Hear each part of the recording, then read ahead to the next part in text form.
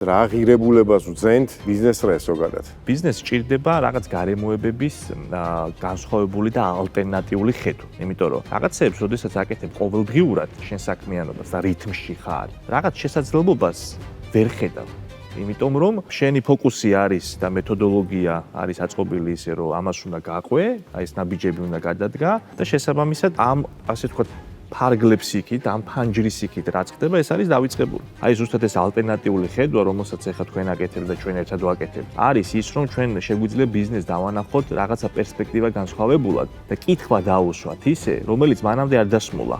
იმიტომ რომ შევა ბიზნესმა კითხვა მიიღო, ოღონდ მიიღო იმ მეთოდოლოგიის კუთხით, რასაც კონსულტანტი აკეთებს, ან იგივე ბიზნესი, რასაც ეტყვის და მისთვის ეს განსხვავებული არ არის. ამიტომ ამ გადაცემის ღირებულება უნდა იყოს, რომ შემოიტანოს პირველ რიგში გულწრფელობა, მოიტანოს ისეთ საკითხებზე საუბარი, რომელზეც არაპროფესიულად და მათ შორის პროფესიულადაც არ დასმოლა კითხვა და განსხვავებული პასუხი მიიღოს, განსხვავებული პერსპექტივით, განსხვავებული ხალხისგან.